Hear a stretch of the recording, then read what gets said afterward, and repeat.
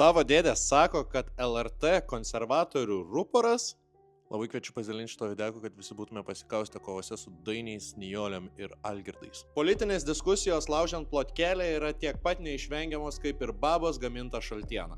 Kol valdantieji stengiasi skaldyti Lietuvą, aš siūlau vienytis. Nėra čia jokio elito ir runkelių, visi esame viena Lietuva. Dėl prie kūčio ar kalėdų stalo labai skatinu pabandyti suprasti tą senelę ar dėdę, kuris mano kitaip, nesiskaldyti, nesipriešinti, bet pabandyti išgirsti. Todėl atsakau į 3 dažniausiai kylančius klausimus apie LRT, kuriuos tikrai aptarsite valgydami silkę. 1. LRT yra dažnai vadinamas konservatorių ruporu, bet aš pirmiausia užduočiau klausimą, o kodėl tu taip manai? Žurnalisto darbas nėra glostyti politikus, o išsiaiškinti, kur yra tiesa. Todėl, kai ateina kokios populistinės jėgos atstovas į laidą, pradeda šnekėti nesąmonės ir žurnalistas pradeda jį pertraukinėti, natūralu, kad gali susidaryti vaizdas, kad jis yra konservatorių nupirktas. O jisai tiesiog dirba savo darbą. Aš turiu omenyje apie LRT neturi reklamos.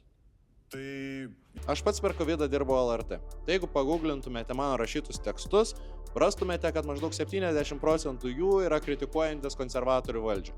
Ruporas taip neveikia. 2. Legendiniai 80 milijonų. Kritikai mėgsta lyginti LRT biudžetą su komercinių televizijų biudžetu, bet tą daryti yra loginė klaida. Pavyzdžiui, kokia nors TV3 transliuoja tik tai, kas atsiperka, o LRT transliuoja ir tai, kas niekada neatsipirks – švietimą, kultūrą, regionus ir panašiai. LRT biudžeto įšaldymas 3 metams reiškia nestabilumą, o realų mažėjimą dėl infliacijos. Tai reiškia, kad kokybė LRT tik tai mažės. 3. Dažnai girdžiu sakant, kad tai čia nieko tokio, tas laisvo žodis niekur nedings. Bet filosofas Humas dar prieš 300 metų yra pasakęs, kad labai retai visa laisvė yra prarandama iš karto. Valdantieji net neslepia, kad jų tikslas yra pakeisti LRT generalinį direktorių ir tą vietą pastatyti savo žmogų. Perimtas nacionalinis transliuotojas yra pirmas žingsnis į valstybę, kurioje prie kalėdų stalo jau pradėsime ginčytis ir apie tai, ką išvis dar galima pasakyti.